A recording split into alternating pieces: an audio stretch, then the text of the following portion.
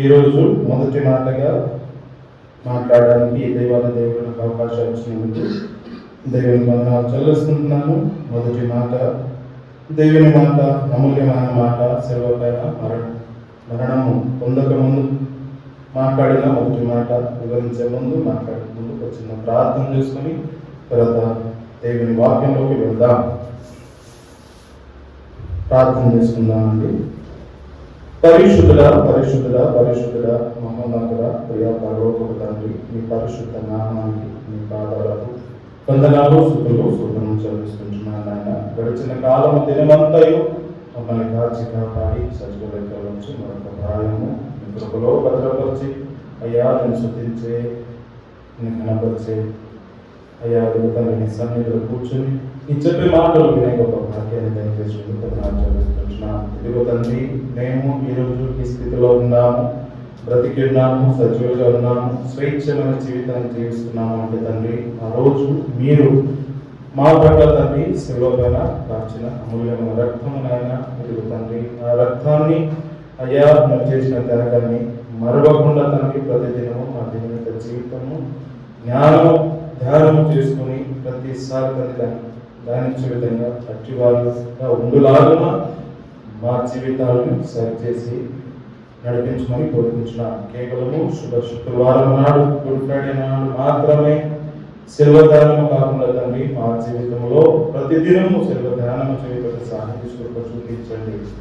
ఇదిగో తండ్రి, ప్రపంచమంతా తండ్రి, లోకమంతా తండ్రి కూర్చొని ఆరోపిస్తుండగా తండ్రి ప్రతి చోట తండ్రి అయ్యా మీ సన్నిధిని పరిశుద్ధాత్మ దేవి సహాయం దయచేయండి తండ్రి. ప్రతి ఒక్క సహోదరులు మాట్లాడుచుండగా ప్రతి ఒక్కరితో తండ్రి వారు మాట్లాడుచుండగా తండ్రి వారి ద్వారా మీరే మాట్లాడాలని కోరుచున్నాను. ప్రత్యేకంగా తండ్రి అర్హత లేని వాడిని, యోగ్యత లేని వాడిని తండ్రి, ఒట్టి వాడిని రక్షకుడా ఎదుగు తండ్రి ఎంత గొప్ప భాగ్యాన్ని దయచేసి ఉంటున్నారు నాయన. ఎదుగు తండ్రి ఇక్కడ మీ మాటలు పంచుకోవడానికి యోగ్యత ఏమాత్రం లేని వాడిని నాయన. ఎదుగు తండ్రి మాట్లాడుచుండగా మాట్లాడేవాడు నేను కాదు తండ్రి, అయ్యా మీరే నా ద్వారా మాట్లాడి అయ్యా చేరి వచ్చిన మీ బిడ్డలకు తండ్రి మీ మాటలు తెలియపరచమని కోరుకుంటూ ముందున్న సమయాన్ని మీ చేతికి అప్పగిస్తూ సకల మహిమ ఘనత ప్రభావాలు ఎల్లప్పుడూ మీకు మాత్రం తెలుస్తూ నజరేయుడైన ప్రభువైన యేసు నామములో అడిగి వేడుకుంటున్నాను తండ్రి, ఆమేన్.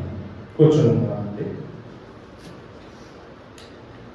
శిలువపైన పలికిన మొదటి మాట దేవుడు 7 మాటలు విలువల మాటలుగా మనము ధ్యానిస్తూ ఉంటాం.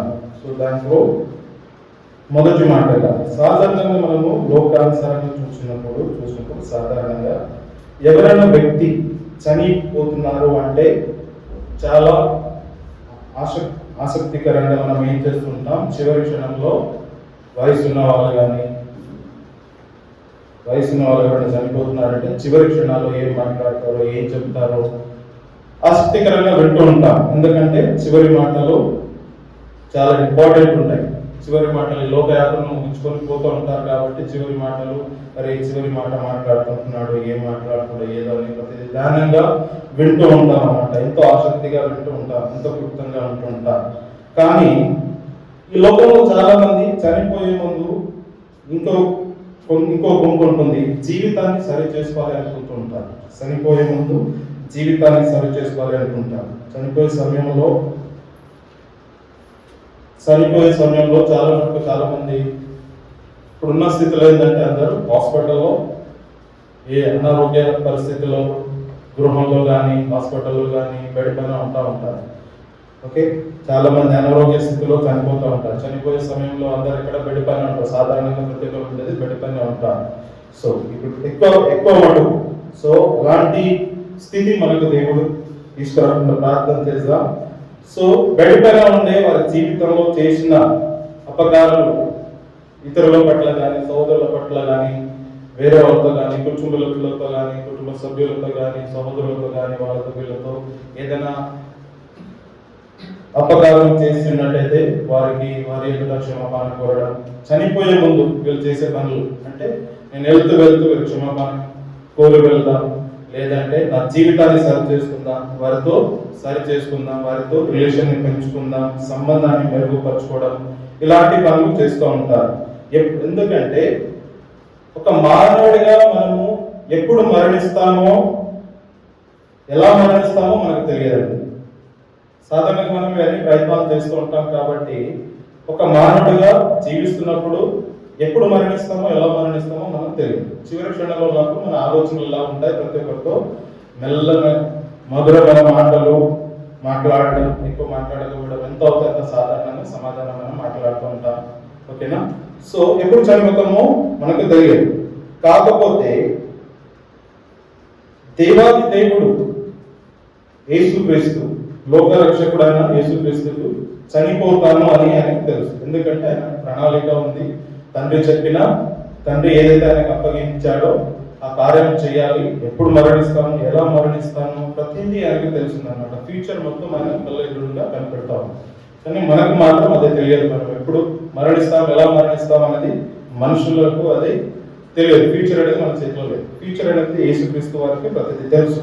సో అందు గురించి ఒక గొప్ప వ్యక్తుడు, భారతదేశంలో పరిచయం చేసిన గొప్ప మిషనరీ విలియం కేరీ వారు మరణించే సమయంలో ఆయన చెప్పిన ఒక మాట, నేను మరణించిన తర్వాత డాక్టర్ కేరీ గారి గురించి ఎవరు కూడా మాట్లాడదండి ఎక్కువ అని ఆయన చెప్పారు. ఆయనతో ఉన్న సన్నిహితులతో కానీ, ఇక్కడ ఉన్న సహోదరులతో కానీ, ఆయనతో పాటు ఉన్న సేవ చేసే వారితో, పరిచయం చేసే వారితో చెప్పిన మాట ఏంటంటే, డాక్టర్ విలియం కేరీ చేసిన పరిచర్య గురించి ఎక్కువ చెప్పకండి. లోక రక్షకుడైన నా రక్షకుడైన యేసుక్రీస్తు గురించి పరిచర్య చేయండి అని అక్కడ ఉన్న సహోదరులతో కానీ, ఆయనతో పాటు ఉన్న బంధుమిత్రులతో ఆయన చెప్పిన మాట. విలియం కేరీ ఇంత పెద్ద పరిచర్య చేశాడు, గొప్ప పరిచర్య చేశాడు. మనం ఆయన బుక్స్ కూడా చదువుతూ ఉంటాం. చాలా మటుకు ప్రతి సండే ఎక్కడో ఒక చోట ఆయన గురించి చెప్తూ ఉంటాడు. ఎందుకంటే గొప్ప, ఈరోజు భారతదేశంలో వాక్యాన్ని తీసుకొచ్చారు అంటే విలియం కేరీ. కానీ విలియం కేరీ గారు చనిపోతూ చెప్పిన మాట ఏంటంటే, నా గురించి ఎక్కువ చెప్పకండి, నా రక్షకుడైన యేసుక్రీస్తు గురించి వివరించండి అని చెప్పారు. అదేవిధంగా కాట్లన్ అనే ఒక గొప్ప జనుడు, ఆయన జీవితంలో బ్రతకడానికి కావాల్సిన అన్ని సమకూర్చుకున్నాడు. ఆయన కావాల్సిన జీవితంలో ఆయన కావాల్సింది ఆర్థికంగా కానీ, కుటుంబంగా కానీ, ఆయన కావాల్సింది ప్రతిదీ ఇది అంటూ లేదు అని అంటూ లేదండి. ఆయనకి ప్రతిదీ, ఆస్తి కానీ, ఉండడానికి ఇల్లు కానీ, స్థలాలు కానీ, కావాల్సింది బంగారం కానీ, ఆయన ఉండడానికి లగ్జరీ లాడ్జ్లు మొత్తం అన్ని సమకూర్చుకున్నాడు. కానీ ఒక చావు మాత్రం ఆయన చేతిలో లేదు. ఆయన చావు మాత్రం ఆయన సిద్ధపరచుకోలేదు, ఆయన చేతిలో లేదు కాబట్టి. సో ఇప్పుడు సిద్ధపడకుండానే మరణిస్తున్నానే అనే ఒక బాధ ఆయనకు ఉంది. చనిపోయే ముందు నేను చావుకు సిద్ధపడుతున్నా, చావుకు దగ్గర అవుతున్న కొద్ది మానవుడు జన్మించిన ప్రతి ఒక్కరు మరణించాల్సింది. మరణించే ముందు నువ్వు చేయాల్సిన పని ఏంటి? నిన్ను నీవు క్షమించుకోవాలి. దేవుని ఎదుటికి వెళ్ళి, దేవా నేను చేసిన పాపములు నన్ను క్షమించని వేడుకొని లోక రక్షకుడు యేసుక్రీస్తు అని మన హృదయంలో ఆయన ఆహ్వానించాలి. సో ఈ పని చేయకుండా నేను లోకంలో కావాల్సిన ప్రతిదీ సమకూర్చుకున్నాను, కానీ నన్ను మరణానికి వెళ్తున్నానే, మరణానికి కావాల్సింది సమకూర్చుకోలేదు. అసలైన ఏదైతే నిధి ఉందో యేసుక్రీస్తుని నేను సమకూర్చుకోలేదు, బాధపడుతూ చనిపోయి ఉన్నాడు. అదేవిధంగా శిలువ పైన మరణించిన దేవుని కుమారుడు, లోకరక్షకుడు యేసుక్రీస్తు వారు ఈ మాటలు ఆయన జీవితానికి చూసినప్పుడు ఆయన చెప్పిన మాటలు ఏంటంటే, మరణిస్తూ ఆయన పలికిన మాటల్లో మనం చూస్తున్నాం. మొదటి మాటగా లూకా రాసిన సువార్త 23వ అధ్యాయము 34వ వచనము చదివిన ప్రకారం ఇప్పుడు దాకా, తండ్రి వీరు ఏం చేయుచున్నారో వీరు ఎరుగరు కనుక వీరిని క్షమించుమని ప్రార్థన చేయుచున్నాడు. ఒక్క క్షణం శిలువ పైన రోమియోలో ఆ కాలంలో ఘోరమైన శిక్ష, ఒకరిని శిక్షించాలి, ఒకరిని ఇది చేయాలి అంటే, ఇప్పుడు ప్రస్తుతం ఉన్న మన దగ్గర ఏంటంటే, మనం ఏదైనా తప్పు చేసినాము, గవర్నమెంట్ కి విరోధంగా, రాజ్యాంగానికి విరోధంగా ఏదైనా తప్పు చేసినప్పుడు ప్రతి దానికి ఒక ఐపీసీ కోడ్ అనేది ఉంటుంది, దాని ప్రకారంగా శిక్షిస్తూ ఉంటారు. మర్డర్ చేస్తే ఒక శిక్ష ఉంటుంది, ఒక దొంగలేస్తే ఒక శిక్ష ఉంటుంది, ఒక విధంగా టెర్రర్ అటాక్ చేస్తే ఒక శిక్ష ఉంటుంది, ఒక ట్రాఫిక్ వాలెంట్ చేస్తే ఒక విధంగా శిక్ష ఉంటుంది, ఒక్కొక్క విధంగా ఒక్కొక్క శిక్ష అనేది ఉంటుంది. దీంట్లో ఆ సమయంలో రోమియోలో ఘోరమైన శిక్ష అనేది సిల్వ అనేది ఘోరమైన శిక్ష అండి. సిల్వ మరణం అనేది భరించలేనిది, హింసతో కూడిన శిక్ష. శిల్వ మరణం అనేది ఎలా ఉంటుందంటే, ఆ సమయంలో మనిషిని ఒక శిల్వ వేస్తున్నారంటే ఒక పిల్ల కుమారుని ఎలా తయారు చేస్తారో ఆ విధంగా అతన్ని సిద్ధపాటు చేస్తారనమాట. అంత ఘోరంగా శిక్షించడానికి మొదటగా ఆయన బట్టలు విప్పేసి, ఆయన కావాల్సినది ఆయన పైన శరీరం పైన ఏం ఉంచకుండా అని చనిపోకుండా ఆయన హింసిస్తూ ఉంటారు అనమాట. ఆయనకు సిల్వకి వేయాలి అంటే ఇప్పుడు ఆయన పైన బట్టలు తీసేసి కొరడాలతో కొట్టడం, కొరడాల నుంచి మనం యేసుక్రీస్తు సినిమాలో చూడడం కానీ, అండ్ సినిమాలో చూస్తూ ఉంటాం, లైవ్ గా మనం చూడలేదు కాబట్టి సినిమాలో చూస్తూ ఉంటాం కాబట్టి లైక్ ది క్రైస్ట్ దాంట్లో చూస్తుంటాం. కొరడాలు కొడుతున్నప్పుడు వాళ్ళు యాక్టింగ్ చేశారు కానీ ఆ యాక్టింగ్ సినిమాలో చూసినప్పుడు ఎంతో బాధాకరంగా ఉంటుంది. నేను మార్నింగ్ ఇటు షాపూర్ నగర్ వెళ్తున్నప్పుడు ఒక డాన్ బాస్కో స్కూల్ వారు ప్రతిసారి చేస్తూ ఉంటారు, ప్రతి ఇయర్ యేసుక్రీస్తుని సిల్వ ఏ విధంగా వేసారో యాక్టింగ్ చేసుకుంటూ ఉంటారు. వాళ్ళు చేస్తున్న ఆ కార్యాన్ని చూసి బాధాకరంగా అనిపించింది. అంటే ఒక మనుషుడు మన ఎదురుగా ఈ విధంగా వాళ్ళు యాక్టింగ్ చేస్తున్నారు కానీ ఇంత బాధపడ్డాడే, అక్కడ యేసుక్రీస్తు వారు సిల్వ వేసుకొని వెళ్తున్నట్టు ఆయన యాక్ట్ చేశాడు, సిల్వ తీసుకున్నాడు, మొత్తం వైట్ వస్త్రం వేసుకున్నాడు, సేమ్ అదే విధంగా తయారయ్యాడు. ఆయన చుట్టూ సైనికులంతా అదే విధంగా ఉన్నారు, అదే విధంగా జనాలు కూడా గుంపు కూడి ఉన్నారు, అండ్ అక్కడ రక్షక భటులు పోలీసులు కూడా ఉన్నారు. సో ఇదే సీన్ ని నేను యేసుక్రీస్తు వారి టైంలో కూడా ఇలాగే అయ్యుండొచ్చు కదా అని నేను ఊహించుకున్నాను. ఈ విధంగా జనాలు ఉండొచ్చు, ఏ పాపం చేయని గొర్రెపిల్ల, ఏ పాపం చేయని యేసుక్రీస్తు వారిని ఇలా కొడుతూ ఉంటున్నారు, అందరు జనాలు ఇలాగే చూస్తూ ఉంటున్నారేమో, ఎవరు ఆయన విడిపించుకోవడానికి వెళ్తలేరు, ఆయన్ను తప్పిదము ఏం చేయలేదని విడిపించుకోవడానికి అడ్డగించడానికి వెళ్తలేడు, ఆయనకి 4-5 కలిసి కొడుతూనే ఉన్నారనమాట. అదే విధంగా ఆ సమయంలో కూడా విధంగా కొట్టి ఉండొచ్చు. ఎంత బాధాకరమైన ఉంటుంది. ఆ సిలువ లేదు అనుకో 50 కిలోలైనా ఉంటుంది. ఇప్పుడు ఇక్కడిది కాదు, యేసుక్రీస్తు వారు మోసింది మినిమం ఒక 50 కిలోలైనా ఉంటుంది. ఆయనకు సిల్వకి వేసి, సిల్వ పైన ఆయనకు మోకాళ్ళతో ఎప్పుడైతే సిల్వకి చేతులు వేసి ఇలా కట్టేసినప్పుడు వాళ్ళు కొట్టేది ఏంటంటే మోకాళ్ళ పైన కొడతారు. మోకాళ్ళ పైన రక్తం రాకుండా, మోకాళ్ళ పైన ఈ ఎముకలు లోపల ఎముకలు ఎరిగిపోయేటట్టు మనుషుడు బలహీనంగా అయిపోవాలి. ఓకే, రక్తం వచ్చిందంటే మనిషి చనిపోతాడు, రక్తం బయటికి రాకూడదు, ఎక్కువ మనిషి బయటికి రాకూడదు, నరాలు తగ్గిపోకూడదు, కొట్టినప్పుడు మేకులు కొట్టినప్పుడు నరాలు తగ్గిపోకూడదు, నరాలు తగ్గిపోయినంటే మనిషి చనిపోతాడు.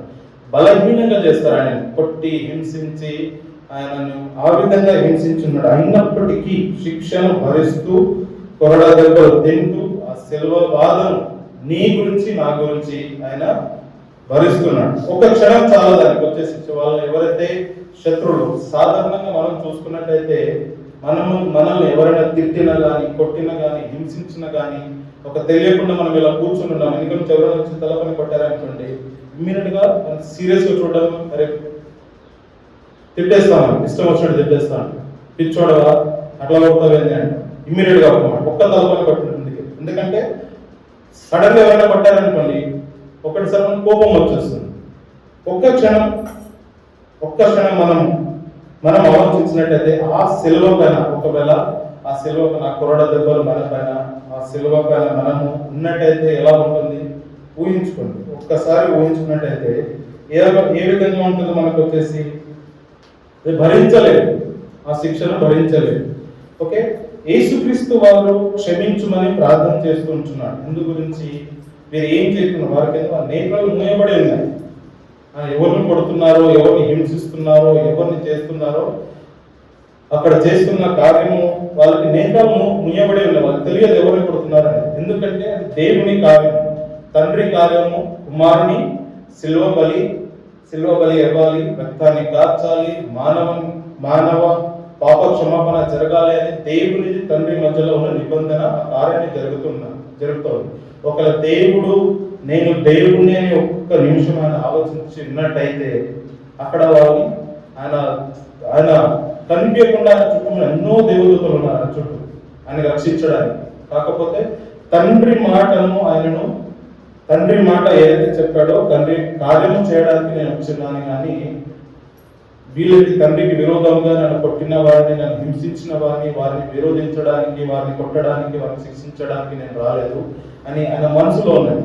ప్రవచనాలు తండ్రి నా గురించి ప్రవచనాలు ప్రవక్తల ద్వారా పలికి ఉన్నాడు, లేఖనంలో రాసి ఉన్నాడు. అది అన్ని జరగాలి, అవన్నీ నెరవేరాలి అంటే నేను మౌనినై ఉండాలి, తండ్రి ఏ విధంగా చెప్పాడో ఆ కార్యాన్ని నేను చేయాలని ఆయన చేసుకున్నాను. క్షమాపణ దీంట్లో మనము రెండు గ్రహించవచ్చు, రెండు విధాలుగా మనము చూడొచ్చండి.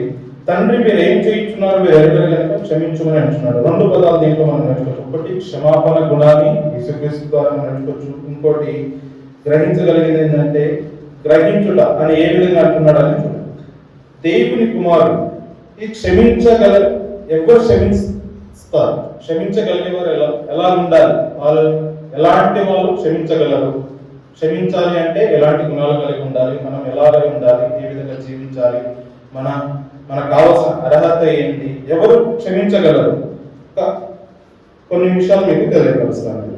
మొదటిగా చూసినప్పుడు దేవుని కుమారులు క్షమించగలరు. మత్తయి రాసిన సువార్త 5వ అధ్యాయము 44వ వచనంలో, నేను మీకు చెప్పినది ఏమనగా మీ పరలోకమందున్న మీ తండ్రి కుమారులై ఉండునట్లు మీ శత్రువులను ప్రేమించుడి, మేము హింసించు వారి కొరకు ప్రార్థన చేయండి అంటారు. మీ తండ్రికి కుమారులై ఉండునట్లు. దేవుని కుమారుడు ఎవరు? దేవుని కుమారుడు ఎవరు? యేసుక్రీస్తు వారు ఏ విధంగా అయితే దేవుని కుమారుడై ఉన్నాడో, దేవుడు ఏ విధంగా చెప్పినాడో, ఆయన ఏం చేశాడు? ఆయన శత్రువులను ప్రేమించాడు, ఆయనను హింసించు వారి కొరకు ప్రార్థన చేశాడు. ఏం ప్రార్థన చేశాడు? క్షమాపణ ప్రార్థన చేశాడు. దేవుని కుమారుడు కనుక ఒకవేళ నువ్వు నేను దేవుని కుమారుడు అని మనం కేవలం అనుకోవడమే కాదు, అలాంటి అనుభవంలో అలాంటి జీవితం కలిగి ఉండాలి. దేవుని కుమారులు ఎలా ఉండాలి? మనను హింసించే శత్రువులు ఎవరైతే ఉన్నారో వాళ్ళని ప్రేమించాలి, వాళ్ళని ద్వేషించకూడదు. కానీ దేవుని కుమారులను తెలియపరచుకోవడానికి నీ శత్రువులను ప్రేమించాలి, నిన్ను హింసించు వారి కొరకు నువ్వు ఏం చేయాలి? ప్రతి దినము ప్రార్థన చేయాలి. ఇవి రెండు నువ్వు చేసినప్పుడల్లా శత్రువుల పట్ల దేవుడు చేయాల్సిన కార్యం దేవుడు చేస్తూ ఉంటాడు. నీకు శత్రువుగా ఉన్న అతను నిన్ను మిత్రుడిగా మార్చవచ్చు. అది దేవుని పని, దేవునికి వదిలేసాను. యాకోబు రాసిన పత్రికలు అంటే మీ శత్రువుకి హింస తీసుకునే పని నా పని వదిలేసి నేను చూసుకుంటాను. కానీ మీరు చేయాల్సింది దేవుని కుమార్తెగా మనం చేయాల్సింది మనము వారి కొరకు వాళ్ళని ప్రేమించడము, వాళ్ళని వారి కొరకు ప్రార్థన చేయడం. రెండవదిగా చూసినప్పుడు దేవుని చిత్తం ఎరిగిన వారు క్షమాపణ గుణం కలిగి ఉంటారు. యేసుకు జీవితం మనం చూసినట్టయితే ఆది కాండము 50వ అధ్యాయము 15 నుంచి 21 వచనం వరకు మనం చదువుతున్నట్లయితే అక్కడ మనం గమనిస్తుంటాం యేసుకు సహోదరులు ఆయన అన్నదమ్ములు ఏ విధంగా ఆయన హింసించున్నారు, ఏ విధంగా ఆయన కొట్టి ఆయన ఏ విధంగా చంపేశామని తీసుకొచ్చి ఆ తండ్రికి చెప్పినారు. కాకపోయినా కొన్ని రోజుల తర్వాత దేవుడు ఆయన ఏ విధంగా ఆస్వాదించి పెద్దగా ఒక మంత్రిగా చేసి ఉంటున్నాడు. కానీ యేసుకు చేసినది ఏంటి? దేవుని చిత్తం ఎరిగిన వాడు కనుక ఆయన చేసింది ఏంటి? యేసుకు సహోదరులను అతన్ని క్షమాపణ కోరుతూ అతను వారిని ఓదార్చాడు. కానీ వాళ్ళని హింసించలేదు. అరే మీరు నేను చిన్నప్పుడు ఉన్నప్పుడు నన్ను కొట్టారు కదా, నన్ను ఒక గుంటలు తొలేసి వెళ్ళిపోయారే, మీరు వచ్చేసి ఇప్పుడు నేను ఇప్పుడు రాజ్యానికి నేను కింగ్ని, మిమ్మల్ని చంపుతాను, కొడతాను, మిమ్మల్ని జైలు చేసేస్తాను అని చెప్పలేదు. క్షమించాడు, ఇమీడియట్ గా క్షమించేశాడు. ఎందుకు? దేవుని చిత్తం ఎరిగిన వాడు. దేవుడు ఏ విధంగా దేవునితో సన్నిధిగా దేవునితో సహవాసం కలిగి ఉంటున్నాడు కాబట్టి క్షమాపణ గుణం ఏ చేతిలో కూడా మనం చూస్తుంటాం. మూడవదిగా నిజమైన క్రైస్తవులు మరియు తిరిగి జన్మించిన వారు ఇలాంటి గుణము కలిగి ఉంటారు. నిజమైన క్రైస్తవులు ఎవరు? మనం ఎప్పుడైతే దేవుని నమ్ముకొని రక్షణ మార్గంలో నడుచుకుంటూ నా లోక రక్షకుడు యేసుక్రీస్తు అని తిరిగి జన్మిస్తామో, బాప్తిసము పొందుకొని మనం ఏ విధంగా తిరిగి జన్మిస్తామో అప్పుడు మనలో ఇలాంటి గుణము ఎవడైనా కొలసీలకు రాసిన పత్రికలో కొలసీలకు 3వ అధ్యాయము 13-12 వచనంలో ఉంటుంది. ఎవడైనాను తనకు హాని చేసిన ఒకరినొకడు ఎడల చదివి సహాయపడండి. కొలసీలకు 3వ అధ్యాయము 13వ వచనం 12-13 వచనం.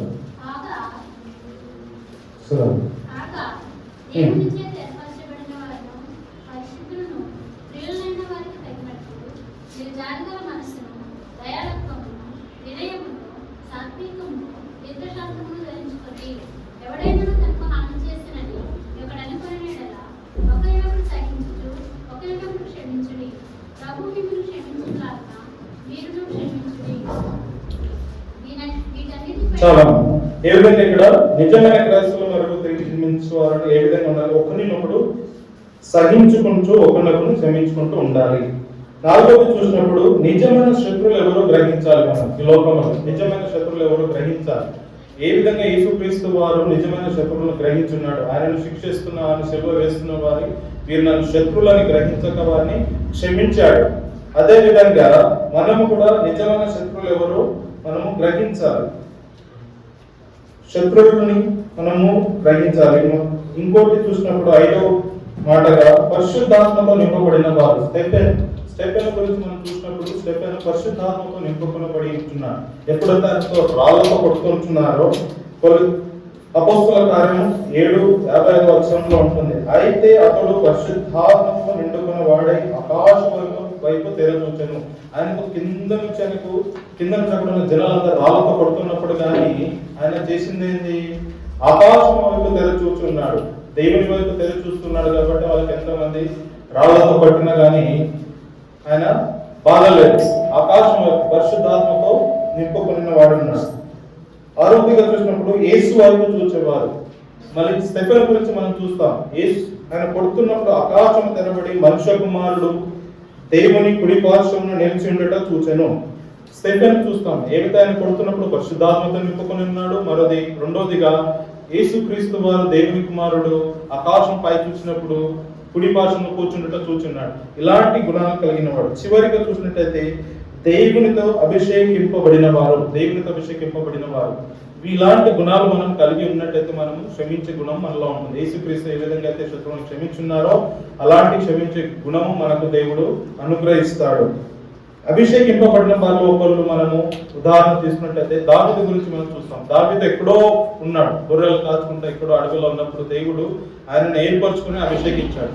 సౌలు ఎంతో ఆయన హింసించాలి, చంపాలి అన్నప్పుడు కూడా ఆయనను ఏం చేయలేకపోయాడు, ఒక వెంట్రుక కూడా తీయలేకపోయాడు ఆయన చేసి. ఎందుకంటే దేవుడికి అభిషేకింపబడిన వాడు, దేవుడు ఆయనకు సహాయం, ఆయన తోడుగా ఉన్నాడు కాబట్టి ఆయనను ఏం చేయలేకపోయాడు అని. అదేవిధంగా మనము దేవుడు క్షమించుతూ ఏ విధంగా అయితే ఆయన చెప్పి ఉంచున్నాడు, క్షమించడానికి గురించి ఏ విధంగా అయితే మనం వివరించున్నాడో, ఆయన శత్రువులను ఏ విధంగా క్షమించున్నాడో అలాంటి క్షమాపణ గుణం కూడా మనము కోరుకోవాలి. అలాంటి క్షమాపణ గుణము మనం కోరుకుంటూ అలాంటి క్షమాపణ హృదయము దేవుడు మనకు దయచేయాలని మనము ప్రార్థన చేస్తూ ఉండాలి. మన యేసు రక్షకుడు మనము తెలుసుకొని మన కోసం యేసు అనుభవించిన శ్రమలు, శిక్షను ఆయనను గ్రహించుకోవాలి. అయ్యా నువ్వు ఏ విధంగా క్షమించి ఉన్నావో అదే క్షమాపణ గుణము మాలో కూడా దయచేయమని కోరుకుంటూ పరిశుద్ధాత్మ దేవుని ద్వారా ప్రార్థన చేసుకుంటూ బైబిల్ చదువుకున్నప్పుడల్లా అయ్యా నీ క్షమాపణ ఎలాగైతుందో అలాంటి క్షమాపణము మాకు దయచేయమని పరిశుద్ధాత్మ దేవుని ద్వారా కోరుకుంటూ ప్రార్థన చేసుకుందాం. మనం ఏ విధంగా ప్రార్థన చేసుకుందాం? తండ్రి ఏ విధంగా అయితే చేసి ఉన్నాడో అదే విధంగా మనం కూడా ప్రార్థన చేసుకుందాం.